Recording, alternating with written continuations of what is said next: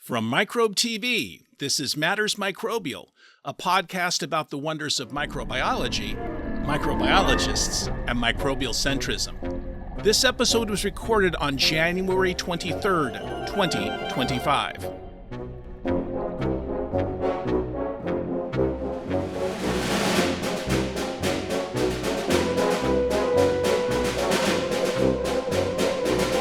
Hello again, Micronauts, and welcome to our Quality Quorum for today. I'm your host, Dr. Mark Martin, Associate Professor of Biology at the University of Puget Sound in Tacoma, Washington. Today is the 76th episode of Matters Microbial. Thank you all for every view and every listen. Classes have just started at the University of Puget Sound, but I am not teaching this semester as phased retirement for me begins. Never fear, I will continue to be microbially very busy and even more enthusiastic. I yield to no one in my enthusiasm for microbiology. Something new happens seemingly weekly. For this reason, I teach my microbiology students #OMG as seen on this button, standing for Overwhelming Microbial Greatness. I do this by showing them current and exciting results not yet found in their textbooks. Very frequently, a particular nugget of microbial wonder will cause me to exclaim #WTM or "What the microbe?" as seen on this button. And my students soon join me. These two buttons are very relevant to today's really exciting topic. Trust me. In my microbiology course during the first lecture, I present the new Micronauts with the 3 deadly centrisms of microbiology. Eukaryocentrism, because so much of biology education focuses on eukaryotes. Oxycentrism, again, so much of biology education is focused on oxygen-based metabolism. And finally, what I call colicentrism. That is to say, the assumption that all bacteria are like E. coli. And this is not true, of course, just as the first 2 centrisms ignore the depth and breadth of the microbial world around and within us. There is a quote attributed to the great microbial geneticist Jacques Monod, stating that what is true for E. coli is true for elephants, emphasizing how related all living things are. I had a Micronaut for my microbiology course actually create a painting of that idea, seen here. I love the elephants and the microbes together. And the quote is so much more sophisticated sounding when it's in French. Recent podcast guest Dr. Esther Angert, expert on giant bacteria, made a comment that has stayed with me, as you can see here. What is true for E. coli is true for E. coli, at least some of the time. The microbial world is so sophisticated, variable, and ever-changing. Now, this is frustrating for students studying for exams, but it brings delight to me. On this podcast, we've heard about giant bacteria from Dr. Esther Angert, magnetotactic bacteria from Dr. Arash Komieli, and multicellularity in microbes from Dr. Will Ratcliffe. So let me introduce some real over-the-top #OMG and #WTM to the podcast today by introducing Dr. George Schaible, currently a postdoctoral scientist at UC Santa Barbara. Welcome to the Quality Quorum today, George. Thank you, Mark. Yeah, thank you for having me. This is such an exciting time. Before we get started, I just want both novice and advanced Micronauts, as I call them, to understand what a postdoctoral scholar is. Would you spend a moment talking about that? Yes, so I defended my PhD in January 2024, so we're a year later now. And after I finished my PhD, I took what's called a postdoc position with Jean-Marie Voland here at University of California, Santa Barbara. And so what I'm doing is I'm working in his lab. I'm kind of between my PhD and moving forward with what's next in my career, and spending time working on exciting projects with him. So largely my focus right now is just research. No, that's wonderful. And I know a little bit about what you're doing, and I have some thoughts on that or some questions, which I'll do offline with you. Perfect. So let's get right to it. do you want to go ahead and give an introduction? I know that there is some background to what you want to talk about today, and I know you want to talk about that. Yes, absolutely. So the project that I did my work on for my PhD was these multicellular magnetotactic bacteria, which you kind of hit all those points in your introduction, which is perfect. And so these little bugs, as I'll refer to them to, they are prevalent in estuaries around the world. And these are areas that are close to coastal environments, and they can be found in the sediments there. And so this organism that I worked on, all this work was done in Roland Hassenpickler's lab, who you have had on the podcast.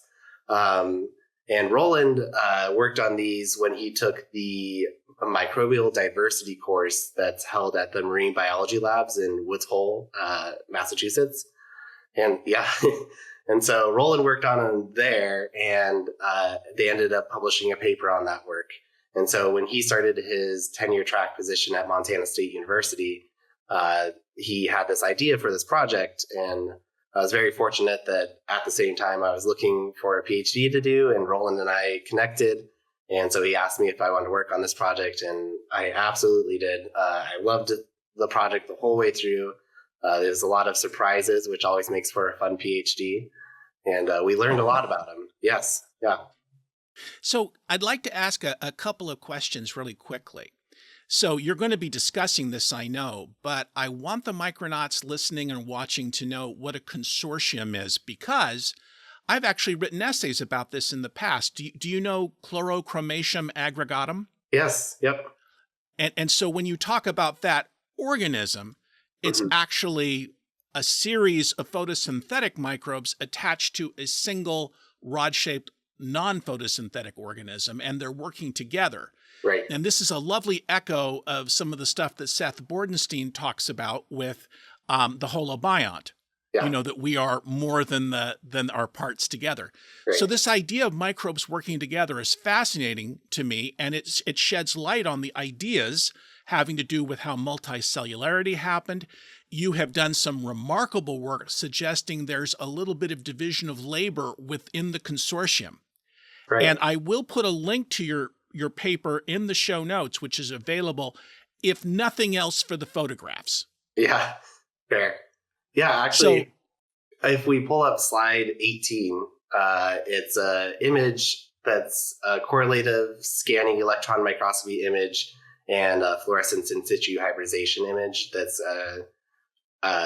artificially shown on this SEM image. And so these are what the MMB look like.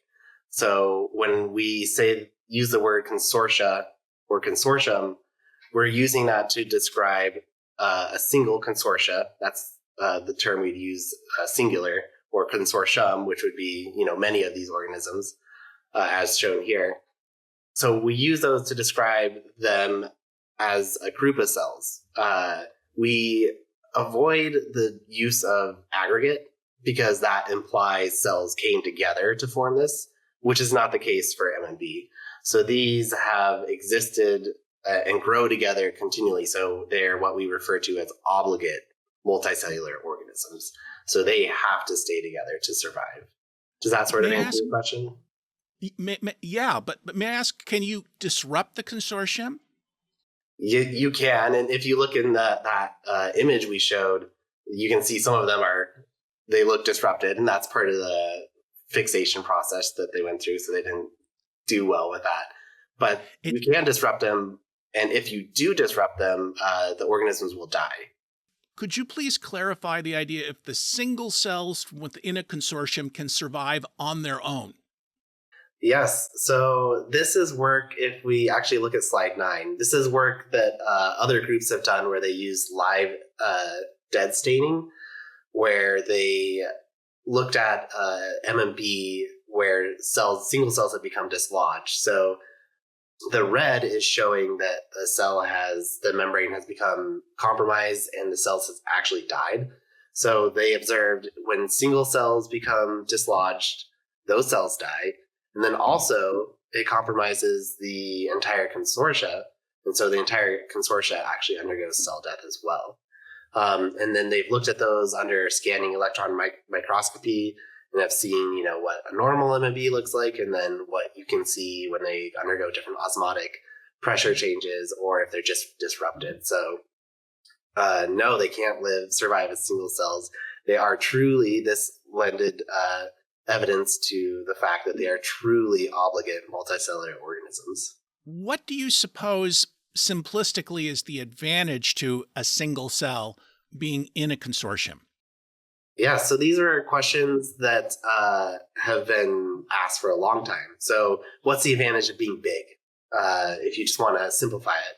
So the idea of being bigger is you may not be predated on. Say, if you get big enough, then the protist can't eat you. So now you're big enough that something that wants to kill you can't.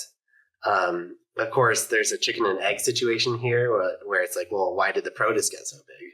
So there's no real clear answer to that. There's a few theories out there where basically the idea is that life just generally evolves to larger sizes, and there is a regression of the means where things don't get too big. That's one of the ideas out there. As far as the MMB, the benefits of being in this multicellular consortium is if you are engaging in a division of labor, you don't have to do everything. So you can you're focused on a single task. Another benefit is that they can actually move faster as this multicellular consortium. So there's this competitiveness as far as speed goes. You have more flagellum, more driving force, so you're able to move faster. So those are maybe some of the possible evolutionary driving factors for this larger size. It's amazing. Yeah. You can take a sponge and you can disrupt all the cells away from the sponge and they still come back together. But obviously that doesn't work with us. Right. So these are all, and this is, I always say, first evolved, last extinct with regard to the microbial world. Everything that eukaryotes do, there are echoes, it is echoed from their microbial ancestors. And so that's why I'm particularly interested in this idea. So do you want to talk a little, so we've looked at how they look. How do you find them? Yeah, absolutely. So this is the fun part. So as I mentioned, you can just go out to the sediment in an estuary or a lagoon somewhere on the coast. They're commonly found in saline environments. So that's ocean water. And so if you go out there, you can go and just basically go to a pond and scoop up some sediment. And if you get that in a beaker, so I think we show that in slide 13, you can go out to this marsh or sediment estuary, scoop up a beaker of sediment, which is shown here. And then essentially all you have to do, so it's really simple, so all your micronauts could do this themselves if they live somewhere near the ocean or where a salt marsh is, and you just agitate the sediment, stir it up really well, and you can place a stir bar, a magnet. So here in this image is just a stir bar where the north end is facing away from the beaker, and the magnetotactic bacteria will swim up out of the sediment towards the magnet.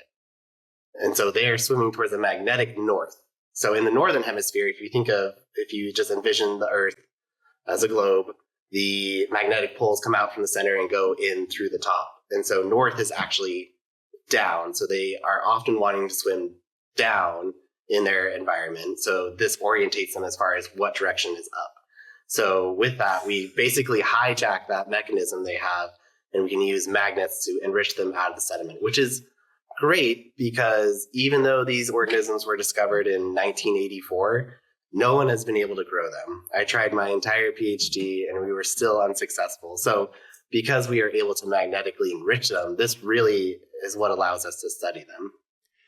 This is so interesting to me because, the idea of microbes relying on other microbes, and that's sometimes behind the inability to cultivate particular microbes. But this is actually kind of a funny kaleidoscope of that, because you have this consortium swimming around, made up of how many cells? They're typically anywhere from 15 to 80, and that's somewhat species dependent. And they're modal. hmm So, of course, to me, I'm wondering, how do you keep them, all the flagella, moving in the same direction? But you'll probably talk about that. Yes. So, by the way, for listeners and viewers, I have used this approach to find magnetotactic microbes in any number of environments, and I will find a way to put like a guide you can do it yourself. Yeah, you should. Yeah. People should look for them. I mean, the ones that I study are in saline environments. They still exist in freshwater lakes, freshwater rivers, probably where the flow is a little bit slower and you get something of like a sulfidic anoxic environment. So we talked about this in a prior podcast. When you have magnetotactic bacteria, they're generally associated with microaerophilic environments. And that's what conventional wisdom says magnetotaxis is about, to position the organisms at an area where there isn't too much or no oxygen. Because if I understand correctly, you can't form magnetite in the presence of oxygen. So magnetite is an iron oxide, so it will require some oxygen. But yeah, so they generally want to be in this microaerophilic environment. And so folks have advocated of, instead of it being called magnetotaxis, it should be called magnetoaerotaxis. And Arash may have spoke about this as well. Because really what the idea is that it's to help them survive in this environment where they have both energy sources available for them. So Right. Oh, this is really great. So again, about, I'm going to call it 50 cells working together. And, they're actually moving as a unit, which is fascinating to me. Yeah. And yet you can't cultivate them. There must be something about the environment that you can't reproduce in the lab. And that, again, is something like a microbial grail for many people. And it's interesting to me because one of the common arguments why you can't do this is because of the interrelatedness that microbes need. Well, here you have a group of organisms, and they clearly need something else. Right. Yeah. The salt marshes, which is where I worked on these organisms, are incredibly complex. There's so many species living in there, and they're beautiful. Actually, on that slide 13, where we showed how you enrich the organisms, if you look at the sediment or the beaker, you will notice these very bright pink berries. And so these are a group of sulfur oxidizing and sulfur reducing bacteria that live together, and they form these little aggregates of cells. This is a project that Lizzie Wilbanks and her lab studies, and she's also here at UCSB. And they also exist in this environment. So there's just all this sort of diverse life in these marshes, and the interactions that are occurring in the soils there are incredibly complex. And we like to think that we've touched on a little bit of what that looks like for the MMB, but there's certainly a lot more work to be done. By the way, first off, for listeners and viewers, the microbial diversity course at Woods Hole is life-changing. I took it when dinosaurs ruled the earth, and it certainly changed my reptilian life. But one of the happiest memories I have, and you'll appreciate this, George, is a former undergraduate research student of mine who did, while she was working on her PhD, was working to put together the diversity course as a assistant. And she actually published something on pink berries. This would be Danielle Campbell. Hi, Danielle. Oh, nice. Awesome. Yeah, they're amazing organisms. And at Woods Hole, if you go to this work was done on Sipawasset salt marsh, is where it's called Little Sipawasset. If you go out there and you go to these little ponds, actually, I think we have a picture of it on slide 12. So this is the site that I worked on. If you go out to these little ponds and you look at them, they're just littered with these pink berries. And they're just all over the surface there. So it's really cool. Not directly related, George, when we're talking about magnetotaxis, but when I visited New Zealand many years ago, there's a beach on the North Island which is composed of magnetic sand. Interesting. Yeah, you just put a magnet, it just comes right up. And what I wonder is how confused those microbes must be there. So I always thought it'd be funny because we talked about how the magnetic north in the northern hemisphere is down. Well, the magnetic south in the southern hemisphere is also down. So if you flew to Brazil, where there's researchers that study MMP, and collected sediment and brought it up to the northern hemisphere, they would actually be confused. And they might be swimming the wrong direction. I always thought that would be an interesting thing to observe. And it's one thing to talk about the water going down the toilet in a different direction. Yeah. Now we talk about some basic biology, which is fascinating. Yes, exactly. You were talking about how they act in the northern hemisphere, how they act in the summer in the southern hemisphere. So my question for you is, what about the equator? That's a great question. So I don't know anyone has ever looked. So if any of your listeners are on the equator, they should look and let us know. The magnetotaxis is part of a redundant system. So they're magnetotaxis, they are aerotaxis, tactic, they are chemotactic, and they are phototactic. So they have all these different systems and sensing of their environment. So my guess is, if I just had to make a guess, on the equator, they're probably there. And they may just not rely on magnetotaxis as much as the MMP that exists in the northern and southern hemisphere. Why are they phototactic, George? So this was actually my PhD advisor did this work, where they're looking at their response to different wavelengths of light. And so what they observed was these shorter wavelengths of light that you would see higher in the sediment, closer to the top of the sediment, where there's presumably more oxygen, that they swim away from that. So it's this, again, redundant system that would drive them further into the ideal oxycline that they want to be in. I think it would be helpful to describe a little bit more of what the MMP look like, their ultrastructure, and how we understand them. So Please do. Slide 7, this shows us a few things here. So there's a scanning electron microscopy image, SEM, showing us the morphology of what a MMP looks like. Then there's a transmission electron microscopy image showing us a little bit, it's like a thin slice of the organism, showing us what the ultrastructure looks like internally.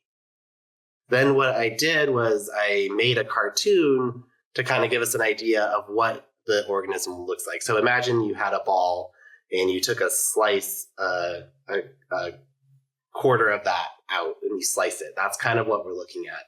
And so you can see the cells arrange themselves. It's just a single layer of cells that arrange themselves around this acellular center. And so what that means is it's this empty space. There's no cells there. So it's a single layer of cells around this empty space. And presumably, this is where a lot of communication happens.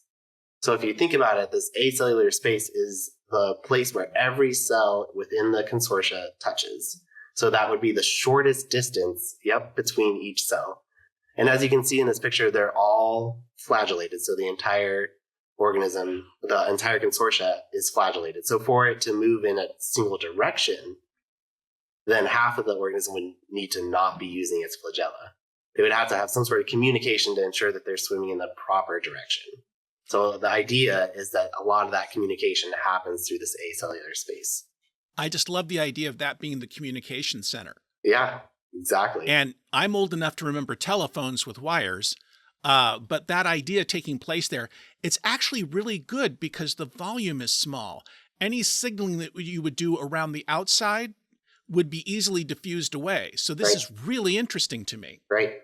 And we also found evidence for type 4 pili. So it's possible that they have these cell-to-cell direct channels that could be used. But a lot of this is preliminary, and Roland is still planning on investigating this. I mean, everyone's been talking about nanotubes everywhere. Right. And I've always had this suspicion that everything was connected. And it becomes more and more evident that that's the case with time. And that's why studies of, I can't even call them colonial organisms because that's not what they are. But these organisms working together, I think we could learn a lot from this, and I know you agree. Yeah. Yeah. So I studied the MMB, but there are a lot of multicellular bacteria. And so we generally think, if you imagine the tree of life, which I show in slide 3, this is the classic thinking of what the tree of life looks like, where we have the eukaryotes, the bacteria, and the archaea. And we generally think of bacteria and archaea as these simple E. coli-like single cells. There's not a lot of defining features. And then the eukaryotes are just filled with all this diversity. It's all these, obviously different organisms. But the truth is, if we look at slide 4, what the tree of life actually looks like, and this is an adaptation of Laura Hugg's 2016 Tree of Life, is that we see multicellularity across both the bacteria in the archaea and, of course, the eukaryotes. So we know that multicellularity isn't unique just to the eukaryotes.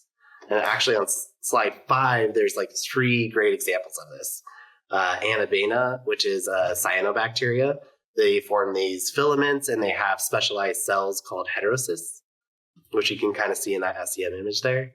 Another great example, and I don't know if you talked about this on your podcast, is Myxococcus bacteria, which is that wolf pack. Oh, okay, yes, excellent. The wolf pack bacteria, where they will swarm together to predate on cells. And then during starvation, they'll form these fruiting structures. Yep, and then they can sporulate for survival. And then I put an example of multicellularity and archaea, which it would be Methanosarcina. So all of these, which I actually show on slide 6, all of them, they have these life cycles where they can be, Anabaena can be this filament, and it can have specialized cells, the heterocyst. The Myxococcus swarms, and then they form these fruiting structures, and Methanosarcina can have these become multicellular as they grow. And the point that we always like to drive home is, yes, these are examples of multicellularity, but all of them can exist as a single cell at some point in their life cycle. Whereas this is critical, folks. Yeah.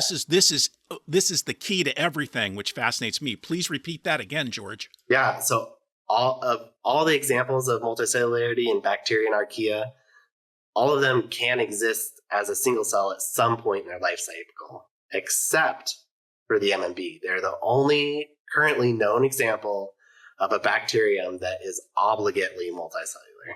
So they, have to maintain this multicellular life cycle, which if we jump to slide 8, it kind of gives this idea of what this looks like. So if you're a multicellular organism and you're obligate, what does this look like for doubling? So what they essentially do is they'll grow in size and then, pinch off and divide into 2. And so some researchers in China show this, that where it occurred in just a 5-minute time period, where they grew in size, and then they basically split into 2. So we've observed this as well. That fast? That was pretty fast. Mine must not do that because I couldn't get them to grow. Well, this is so interesting on a couple of different levels. I mean, first off, I have an intellectual love affair with protists. And those are single eukaryotic cells that have all these different characteristics that we're used to in multicellular organisms, which is fascinating to me. But when you talk about this, I'm reminded of something. Now, this is far afield, but just bear with me. Kefir grains. Now, those actually, you can't separate them and put them back together again. About 20 different species of lactic acid bacteria and a few yeast. And the way that they grow is they increase in volume and split off. Mm. And I have been fascinated by the idea, can they pick up hitchhikers? Mm. In other words, are they obligately with the members? Because this is similar to what you just said about the magnetotactic multicellular microbes, is that there was this one event where this group can be together. Right. And now it stays that way. And I'm real curious if they can pick up hitchhikers. Yeah. And I think you mentioned Will Ratcliffe earlier. And I feel that line of thinking is similar to some of the stuff that he's investigating. As far as some event happens, you become multicellular. And then continuing to investigate, well, if you're going to be multicellular, who else is going to attach or hang out?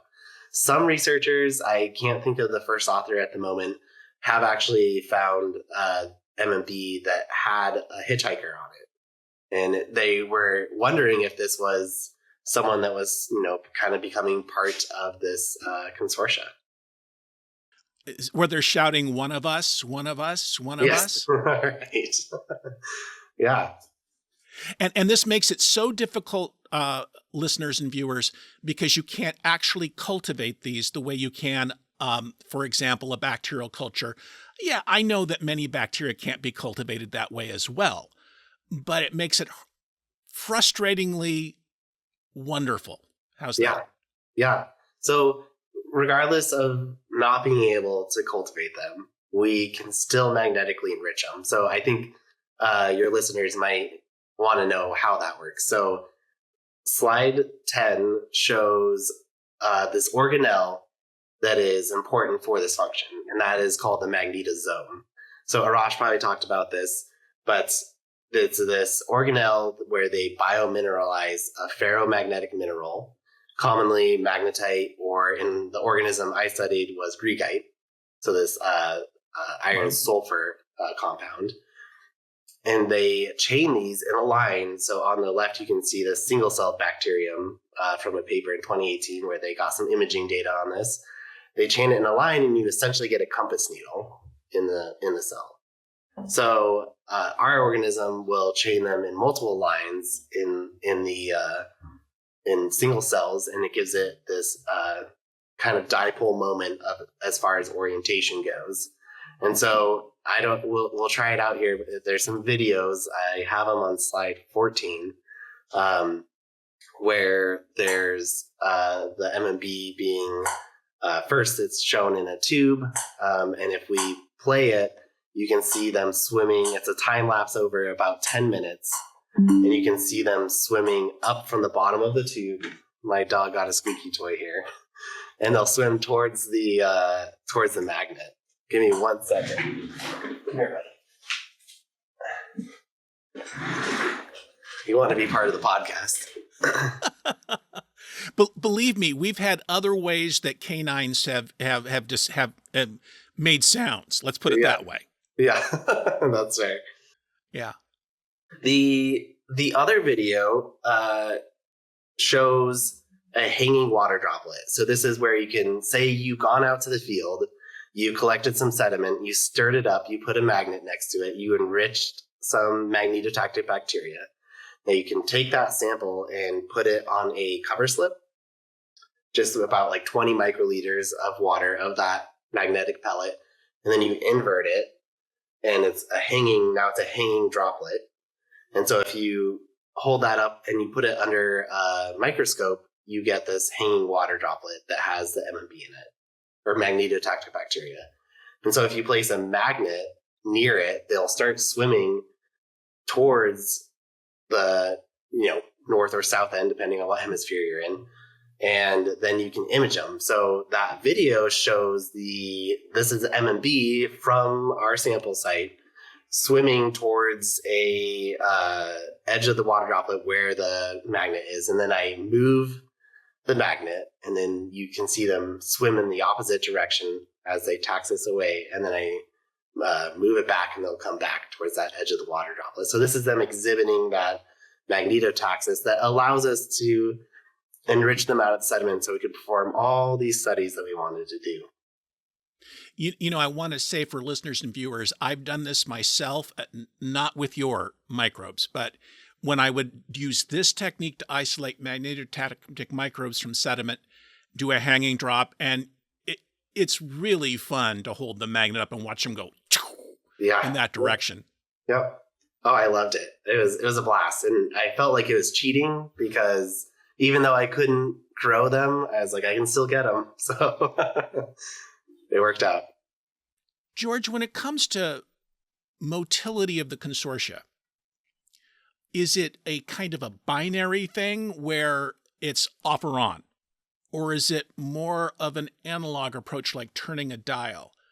Or are I mean, I'm trying to see how fine-tuned the individual cellular response is. Yeah, that's a great question. That seems to be more of a range, like turning the dial. So I've seen them where they're just full speed, but I've also observed them, especially if there's not a magnet next to where they are, they're just kind of meandering and wandering. But it seems like if I put the magnet to drive them in a certain direction, then they crank it to 11 and head the other direction. Do you know Ken Nielsen, by the way? I don't know if I do. So Ken's done a lot of work in ancient times about unusual microbes. And he once had a magnetotactic microbe that he suspected was generating energy from moving through a magnetic field. So he decided to test it. I just love the fact he had funds to do this by putting it in a Faraday cage.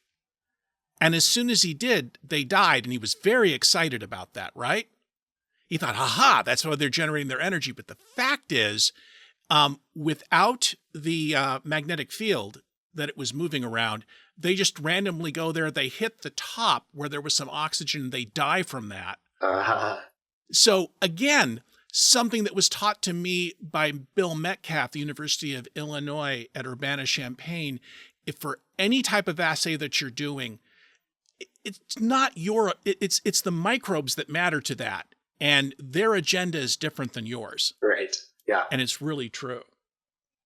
Is there and there might be, but I don't know if people have done some thinking about it, some sort of advantage of moving within a consortium as opposed to moving by yourself as an individual cell? So I think the advantages would be that evasion of predation would be one. Increased speed would be another one. As well as, if you are perhaps starving, you have actually a larger energy store if all your neighbors have been storing energy. So there's more resources available within that consortium. I would suppose that those are some of the factors there. So that's wonderful about how you isolated them. And that's wonderful. And I wonder if you might want to talk about, and there are a couple of issues in the paper that fascinated me, and I don't know how much or how little you want to speak on either of them. The first is how to find out who is in the consortium. And then the second is how you find out who's doing what inside the consortium. Right. So as far as who's in the consortium, we applied genomics. And so what we did was we collaborated with the Joint Genome Institute. And what we had them do as a project where they could individually sort single consortia into a 96 well plate and perform multiple displacement amplification. So this is where they essentially amplified all the DNA of that consortium and then sequenced it. And so what we got from this was really actually great genomes. Good job, JGI. From each consortia that we sequenced. And then we also got their 16S RNA sequence. So the gene sequence for the 16S. So what this allowed us to do was to design fish probes so that we could now look for individual species in the salt marsh. And so slide 16 shows the different populations of MMB that we had in our sample site. So we had 5 different populations. And then what we did was we used this fluorescence in situ hybridization, where it's essentially the short oligonucleotide that has a fluorophore attached to it. And then you can perform this reaction. It'll hybridize to the 16S. And then when you look at it under a fluorescence microscope, you can visualize the population that you're interested in. So this allowed us to confirm what they looked like, how many they were, and we were able to do cell counts, knowing what species we were looking at. And we did see that, for each consortia, it was based off the 16S, it was clonal. So it's just a single species of magnetotactic bacteria in a single consortia. So we knew it was just it was clonal. It was, well, I shouldn't say that, I suppose. It was a single species. So it wasn't an aggregate of these different magnetotactic bacteria coming together. Yeah, so each consortium has potentially a different, and please forgive me, this magnetic seed.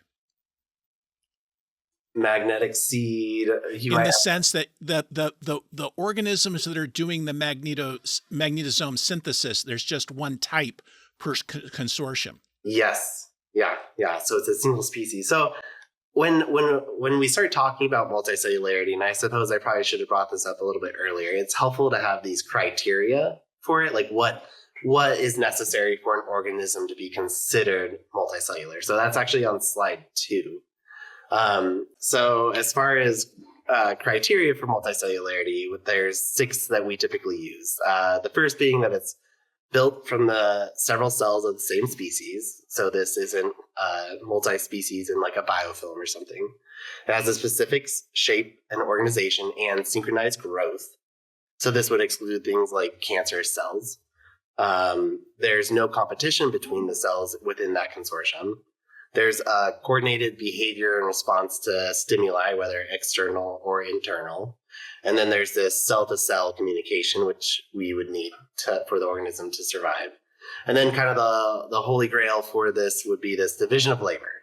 So if there's specialized cells within this multicellular organism that perform a specialized function. So that kind of when you hit each of those 6 points, that's really kind of some of the main criteria that we would want to see for a multicellular organism. So then thinking about the MMB, we know that they reach a lot of those. And so we wanted to investigate the 6th one, which was this division of labor. So do they have this division of labor? And so to investigate that, we had to ask the question, are there differences in the genome cell to cell, which we tried to investigate using genomic techniques to compare the genomes from single consortia that were sequenced. And then we also applied techniques in the field where we did the stable isotope probing. And so stable isotope probing is this great method that we show in slide 19, where you have these isotopes of, say, hydrogen or oxygen or carbon, and you can incubate those with samples. And what will happen is if it's like acetate and your organism metabolizes acetate, it will metabolize that and then it'll become incorporated in different components of that organism. Say it's fatty acids, it's DNA, or it's protein. And so by using that, we can incubate the organism in the presence of these and then investigate it. And what we use was a technique called nanosims, which is also shown in slide 21. And nanosims is this technique where you shoot a beam of ions, and we use cesium ions, and it ablates away the sample, and these secondary ions go into a mass spec. And what you can do is then measure this stable isotope that you incubated in your sample. And you can make measurements as far as where it is within the cells or organism and abundance of that. You can get a measurement. Yeah. All I was going to say is nanosims is fascinating. And just like with stable isotope probing, I'm going to put links to the idea in the show notes. But I want people to understand, when you were showing Anabina a while ago that has a heterocyst, within that heterocyst, nitrogen is being fixed. And then the question is, are they distributing that biologically available ammonia to surrounding cells in the trichome?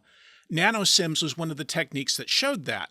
Mm-hmm. So this is a remarkable ability to look at what takes place between cells in a way that I don't think could have been done even 15 years ago. Yeah, it's come a long ways. And I was fortunate to work with a great scientist, John Cliff, who was at the time at the Pacific Northwest National Labs, who performed the nanosims on these samples. And so when we did that investigation, which we show, I have it on slide 24, we observed for a single consortia that there was this, it was this different label across the organism that is showing what we refer to as metabolically differentiated. So if we overlay that and compare it to the distance between single cells within the MMB, we can see that there is a difference between cells as far as activity goes with the CYP label. So this told us that there's evidence for a division of labor, although I would argue this isn't conclusive, but we have evidence that would suggest there is a division of labor, likely some further investigation needed to really suss that out. I really want to emphasize to listeners and viewers that the power of science is repeatability and peer review.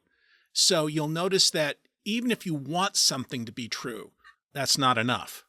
So you've got to have the hard, and we call it the curse of reviewer two, because reviewer two doesn't believe anything you say. So you have to make sure your work is clean enough to convince reviewer two.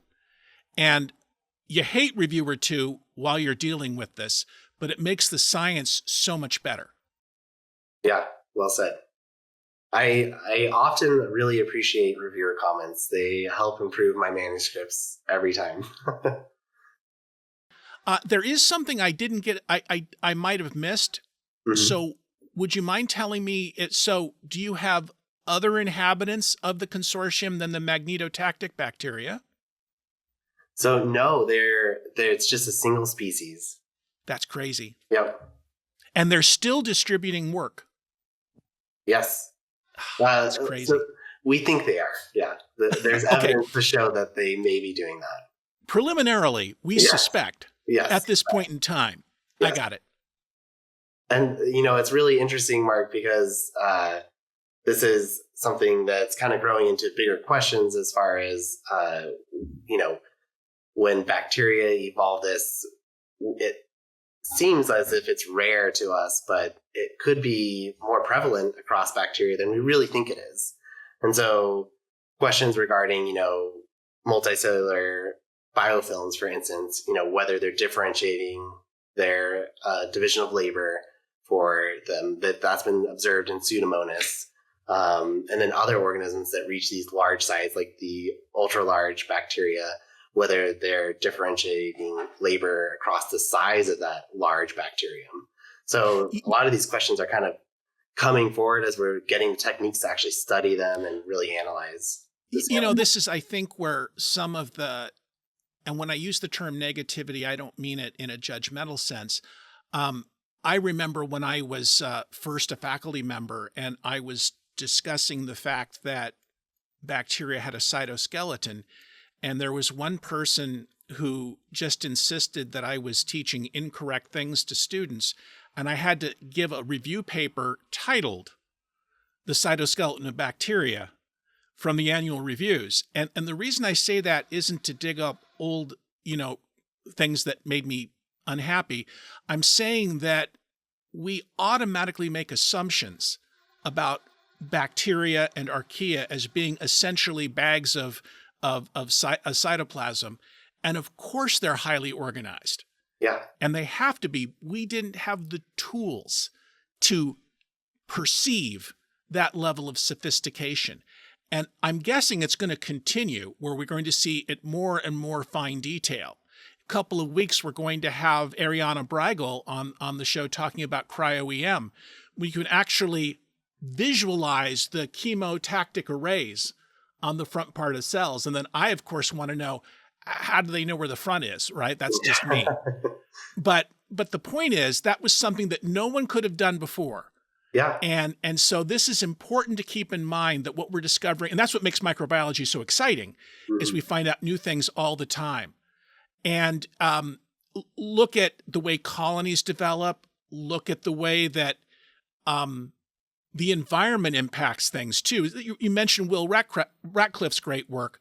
Some of that just has to do with hydrodynamics. Right. And these are things we don't think enough about. We don't have we don't perceive the way microbes do. Yeah.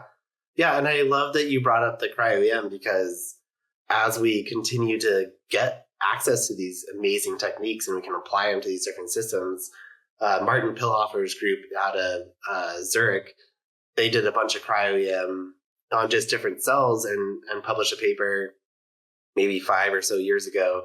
And they're just showing all these weird structures inside cells that were, they could see them in multiple different cells. They knew that it was real data. It wasn't just an artifact. And we have no idea what they are.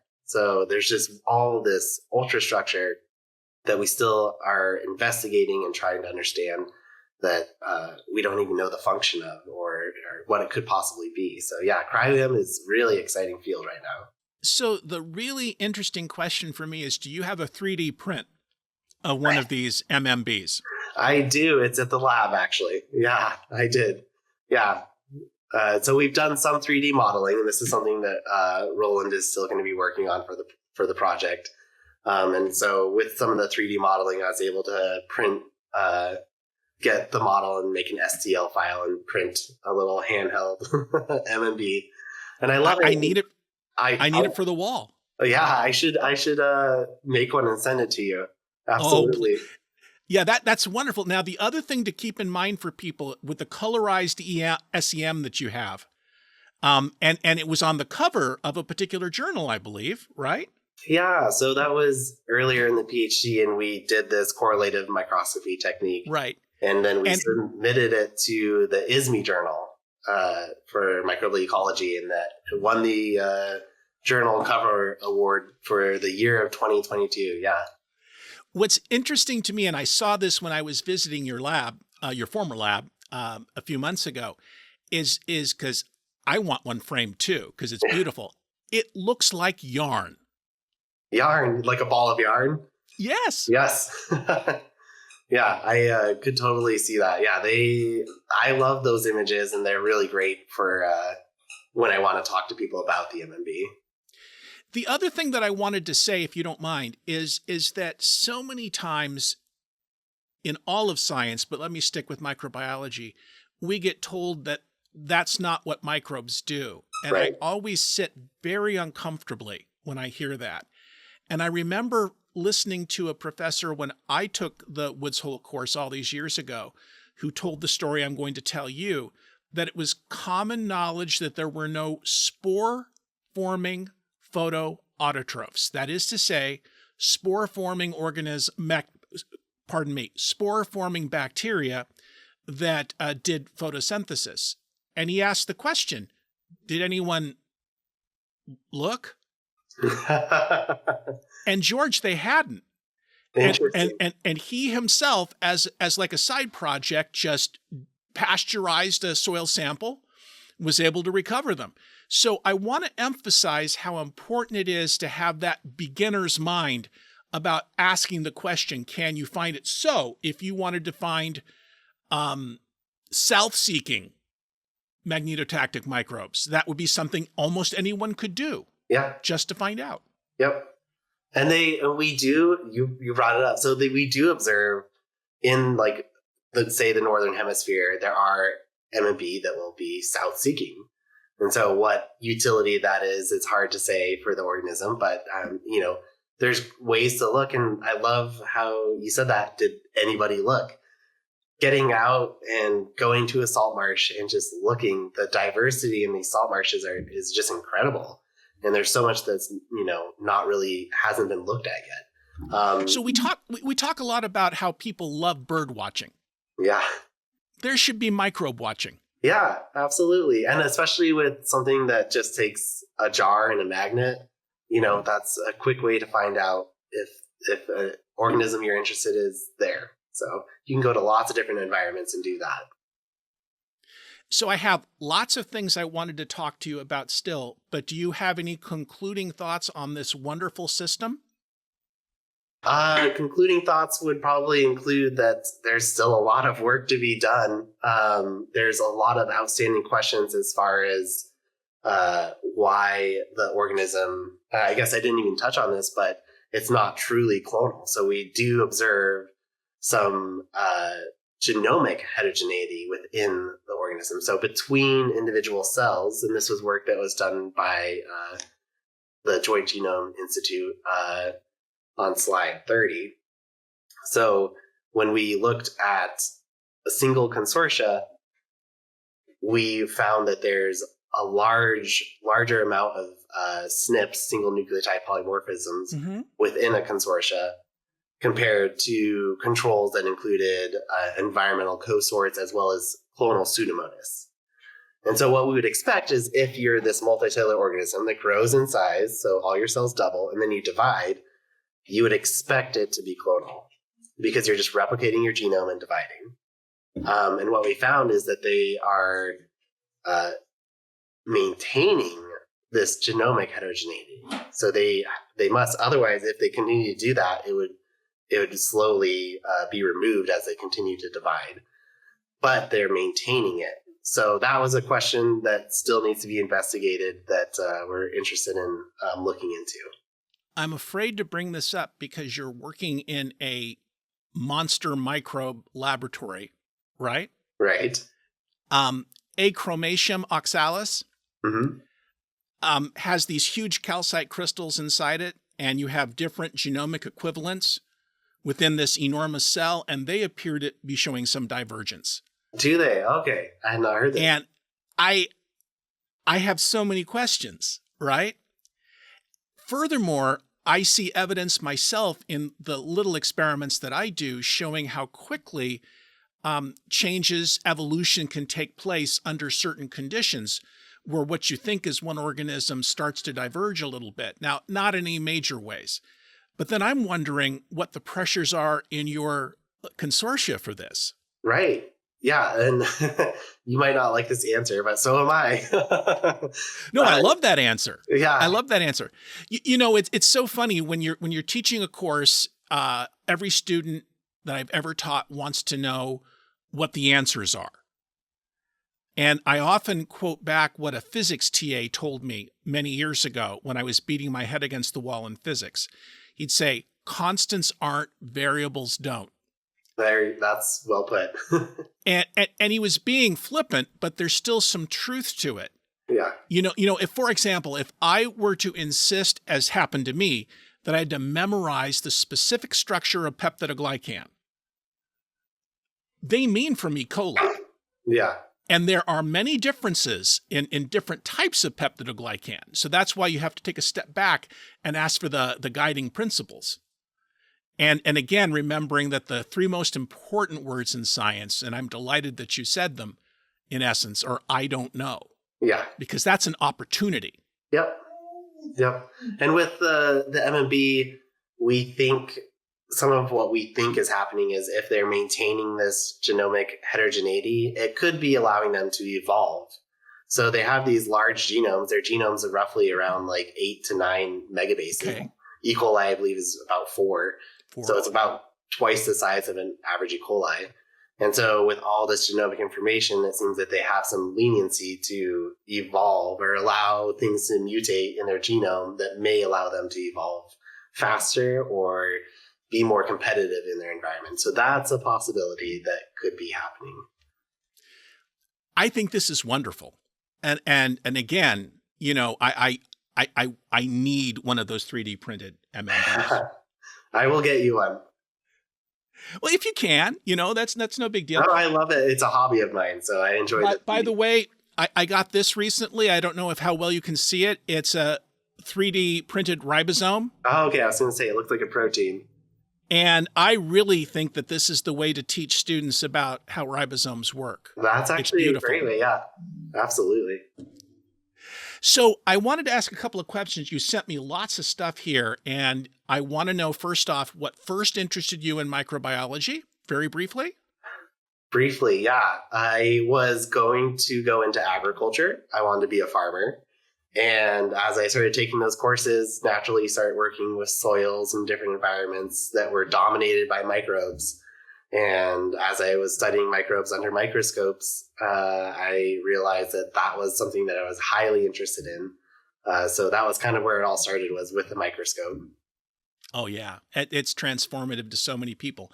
My eyes are terrible, so I've never been a good microscopist. And I can't afford like the enormous screens that you can use. But from the time I was a little boy, that was so important to me when I could look at things at, say, 400 power, you know. Yep. Yeah. When you watch chloroplasts cruising around inside an Elodea leaf, what can you say, right? Yeah. Yep. I love it. So I think that's a good place to start. I also notice, and you this is your fault. You mentioned it to me. You have a big interest in astrobiology, so could you say a few words about that? Yeah, so astrobiology is the study of how life evolved on early Earth, as well as if life has evolved on other planets, and if it has, what that could look like. So I got involved in the astrobiology community when I was an undergrad. I was doing research in Yellowstone National Park on the hot springs, and so those are a lot of sites that are used as analogies for possible evolution of early life. So that was kind of where it started, was getting introduced to that and looking into how life evolves. And so the community, while I was in grad school, another grad student and I, we started an astrobiology journal club on campus. And then I also was able to get involved with the astrobiology primer 3.0. So that was another way for me to get involved with the community, which is just great, full of amazing scientists. And I love astrobiology because it's not just biology. It's biology, chemistry, physics, geology, astronomy, just everything is mixed in there. So you get exposure with a lot of scientists from different fields and you learn a lot. So yeah, it's been wonderful. I'm glad to hear you say that, because historically, the way that science advances and from people outside the accepted field. Yeah. Look at the history of molecular biology. A bunch of quantum physicists got involved. Yeah. Yep. Right? Right. And I would argue that if you look at understanding evolution in microbes, when you have an evolutionist like Rich Lenski, who then uses that lens with microbes, it's really changed the way we look at everything. Yeah. So I applaud you for this. Yeah. And the questions you get from a physicist are different than the questions you get from a biologist. So absolutely. I enjoy that stretching that you get. So do you know what's coming up for you? Do you have a project yet in your new lab? I do. I am currently studying a sulfur oxidizing bacterium. So I went from a sulfur reducing bacterium to sulfur oxidizing called thiovulum. And the thiovulum are known for their speed. They're one of the fastest microbes known. And then also they form these three-dimensional structures called veils. Oh. And they're very beautiful.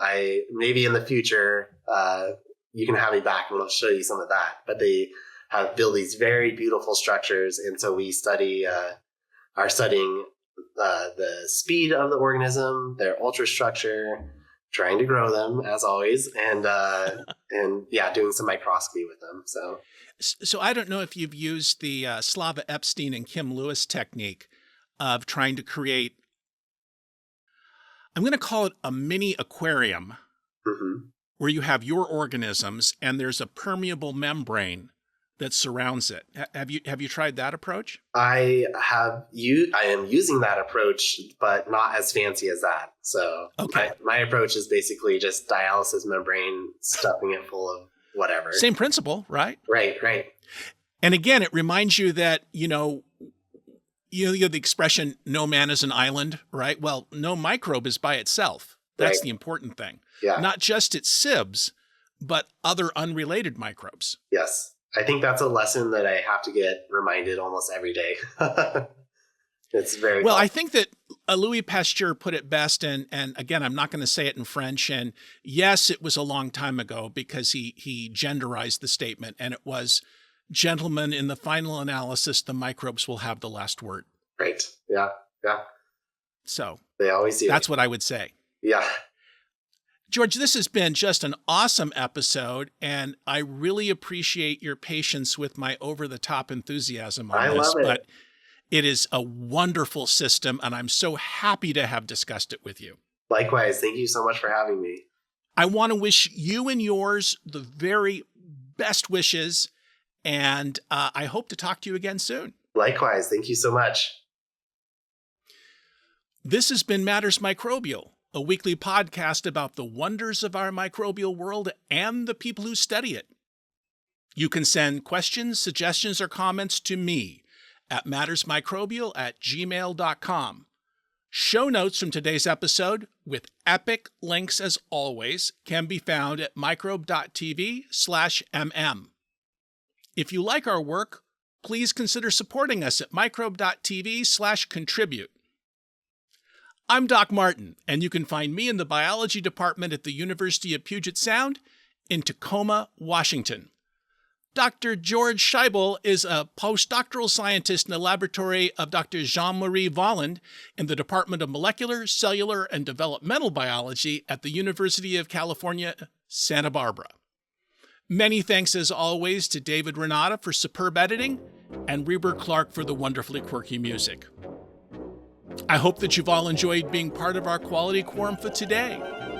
See you next time on Matters Microbial.